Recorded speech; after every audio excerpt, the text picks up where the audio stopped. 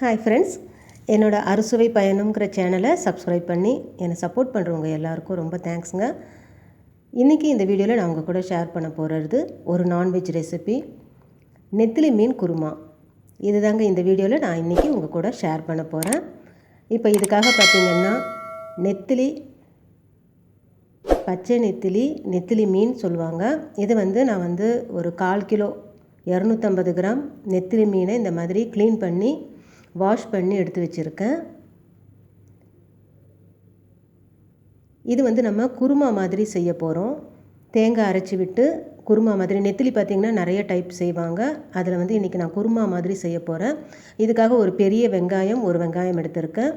2 தக்காளி எடுத்திருக்கேங்க. Medium size தக்காளி 2 எடுத்திருக்கேன். அடுத்து பார்த்திங்கன்னா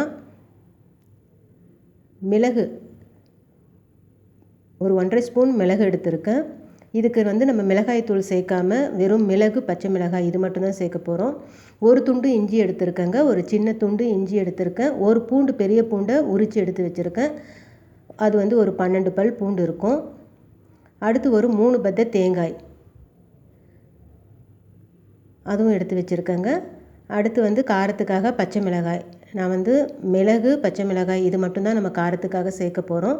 அதனால் பச்சை மிளகாய், இந்த மிளகாய் நல்லா காரமாக இருக்கும். அதனால் நான் ஒரு 5 மிளகாய் எடுத்திருக்கேன். தேவையான அளவு கொத்தமல்லி, கருவேப்பிலை கொஞ்சம் எடுத்து வச்சுருக்கேன். அடுத்து நான் எடுத்து வச்சுருக்கேன் இந்த வெங்காயம், தக்காளி, பச்சை மிளகாய். இதை நல்லா பெரிய பெரிய துண்டுகளாக ரேண்டமாக கட் பண்ணி எடுத்து வச்சுருக்கேங்க.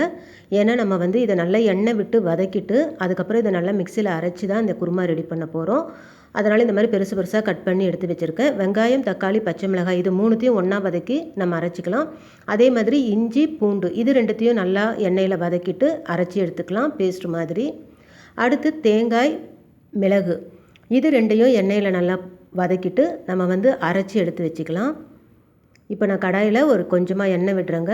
எண்ணெய் விட்டு நம்ம எடுத்து வச்சுருக்க வெங்காயம், தக்காளி, பச்சை மிளகாய் இது 3த்தையும் நல்லா வதக்குறேன். இப்போ இது 3 நல்லா வதங்கி வந்ததும் நம்ம இதை எடுத்துடலாங்க. இதில் கொஞ்சமாக உப்பு சேர்த்து கொஞ்சம் நேரம் மூடி வைக்கலாம். இப்போ பார்த்திங்கன்னா இந்த வெங்காயம், தக்காளி, பச்சை மிளகாய் நல்லா வதங்கி வந்துடுச்சு. இந்த மாதிரி நல்லா ஃபுல்லாக வதங்கணுங்க. இப்போ அதை எடுத்துகிட்டு அடுத்து நம்ம எடுத்து வச்சுருக்க பூண்டு, இஞ்சி இதையும் பார்த்திங்கன்னா நல்லா இந்த எண்ணெயில் போட்டு வதக்கி விடலாம். இது ஒரு 2 நிமிஷம் வதங்கினா போதுங்க. இப்போ இதையும் நம்ம வெளியில் எடுத்துட்டு அடுத்து நம்ம எடுத்து வச்சுருக்க மிளகு கொஞ்சமாக எண்ணெய் விட்டு நம்ம எடுத்து வச்சுருக்க இந்த மிளகு இதில் சேர்க்கலாம். மிளகு பார்த்திங்கன்னா நல்லா பொரிஞ்சு வந்ததும்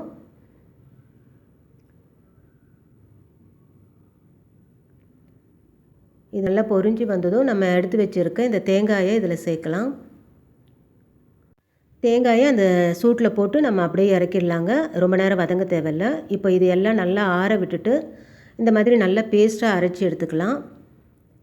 இப்போ பார்த்திங்கன்னா நம்மளுடைய அந்த வெங்காயம், தக்காளி, பச்சை மிளகாய் அதே மாதிரி பார்த்திங்கன்னா மிளகு, தேங்காய், இஞ்சி, பூண்டு இது 3 தனித்தனியாக பேஸ்ட்டாக அரைச்சி எடுத்து வச்சுக்கிட்டோம்.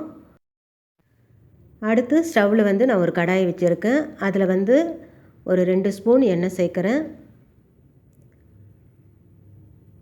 இதில் ஒரு 2 ஸ்பூன் எண்ணெய் சேர்த்து நம்ம வதக்கி எடுத்து வச்சுருக்க அந்த இஞ்சி, பூண்டு இதை இந்த பேஸ்ட் இதில் ஆட் பண்ணுறேன். ஆட் பண்ணி நல்லா வதக்கி விடலாங்க. இது எல்லாமே பார்த்திங்கன்னா ஏற்கனவே நல்லா எண்ணெயில் வதங்கி இருக்குது. அதனால் இது ரொம்ப நேரம் நம்ம வதக்க தேவையில்லைங்க. அடுத்து பார்த்திங்கன்னா நம்ம எடுத்து வச்சுருக்க இந்த வெங்காயம், பச்சை மிளகாய், தக்காளி இந்த பேஸ்ட்டை இப்போ இதில் ஆட் பண்ணுறேன். ஆட் பண்ணி அதையும் நல்லா கலந்து விடலாம். இது 2ம் சேர்ந்து நல்லா சுருண்டு வதங்கி வரட்டுங்க. இப்போ இந்த எண்ணெய் தனியாக பிரிஞ்சு இந்த மாதிரி நல்லா வரட்டும். அடுத்து நம்ம எடுத்து வச்சுருக்க இந்த கொத்தமல்லி, கருவேப்பிலை இதில் கொஞ்சம் சேர்க்கலாம். சேர்த்து அதையும் நல்லா வதக்கி விடுறேன். அடுத்து இதில் கொஞ்சமாக மஞ்சத்தூள் சேர்க்குறேங்க. ஒரு 1/2 ஸ்பூன் மஞ்சத்தூள் சேர்க்குறேன். நம்ம இது காரத்துக்காக மிளகாய் தூள் சேர்க்க போகிறதில்ல, பச்சை மிளகாயும் மிளகும் மட்டும்தான்.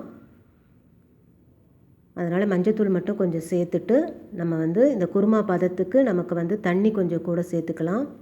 நமக்கு எந்த அளவுக்கு திக்னஸ் வேணுமோ அந்த அளவுக்கு தண்ணி இதில் சேர்த்து நல்லா கலந்து விடுறேன். அடுத்து இந்த குருமாவுக்கு தேவையான உப்பு இதில் சேர்க்குறேங்க. உப்பு சேர்த்து இதை நல்லா கலந்து விடலாம். கலந்து இதை ஒரு மூடி வைக்கிறேங்க. ஒரு 5 நிமிஷம் இதை மூடி வைக்கலாம். இது நல்லா ஒரு கொதி வரட்டும். ஒரு 5 மினிட்ஸ் கழித்து நம்ம இதை ஓப்பன் பண்ணலாம். இப்போ பார்த்திங்கன்னா இந்த வெங்காயம் தக்காளி இந்த மசாலா பார்த்திங்கன்னா நல்லா எண்ணெய் பிரிஞ்சு அழகாக கொதித்து வந்துடுச்சு.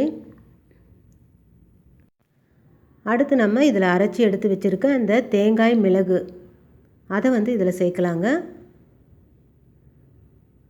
தேங்காய் மிளகு சேர்த்து நம்ம ரொம்ப நேரம் இதை கொதிக்க விட தேவையில்லை. ஏன்னா மிளகு பார்த்திங்கன்னா ரொம்ப நேரம் கொதிச்சுதுன்னா அதுக்கு ஒரு கசப்புத்தன்மை வந்துடும். தேங்காயும் ரொம்ப நேரம் கொதிக்க விடக்கூடாது.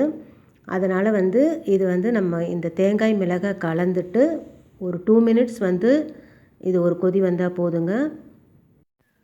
இதில் கொஞ்சமாக கொத்தமல்லி சேர்த்து இதை ஒரு 2 நிமிஷம் நான் மூடி வைக்கிறேன். ஒரு 2 நிமிஷம் இது கொதி வந்ததும் இப்போ பார்த்திங்கன்னா இதில் நம்ம எடுத்து வச்சுருக்க இந்த நெத்திலி இதில் சேர்க்கணும். நெத்திலியை சேர்த்து நம்ம ரொம்ப நேரம் கொதி விடக்கூடாதுங்க. ஏன்னா அந்த நெத்திலி பார்த்திங்கன்னா ரொம்ப சாஃப்டாக இருக்கும், அது உடனே உடஞ்சிடும். அதனால் இந்த நெத்திலி நம்ம குழம்புல கரையாமல் இருக்கணும்னா இந்த மாதிரி அந்த நெத்திலி நம்ம குழம்புல போடும்போது தள்ளி தள்ளி நல்லா இந்த மாதிரி அகலமான பாத்திரத்தில் நம்ம இந்த மாதிரி போட்டு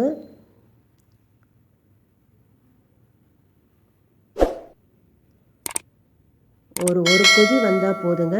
ஜஸ்ட்டு அதை போட்டு நம்ம லேசாக கொதி வந்ததும் ஸ்டவ்வை ஆஃப் பண்ணிவிட்டு அந்த கடாயை மூடி வச்சிடலாம்.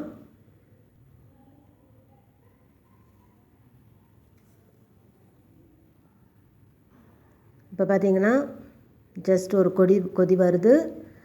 இது போதுங்க. இப்போ இதில் இன்னும் கொஞ்சம் கொத்தமல்லியை சேர்த்து இதை மூடிடலாம். மூடி நம்ம ஸ்டவ்வை ஆஃப் பண்ணிடலாம். இப்போ சுவையான நெத்திலி மீன் குருமா ரெடி ஆகிடுச்சுங்க. இப்போ பார்த்திங்கன்னா இந்த நெத்திலி மீன் நம்ம நல்லா உடையாமல் நல்லா இந்த மாதிரி முழுசாக நமக்கு இந்த குழம்புலேருந்து நம்ம ஈஸியாக எடுக்கலாம். இட்லி, தோசை, ஆப்பம் இந்த மாதிரி டிஃபன் ஐட்டத்துக்கும் இந்த நெத்திலி குருமா பார்த்திங்கன்னா ரொம்ப சூப்பராக இருக்குங்க.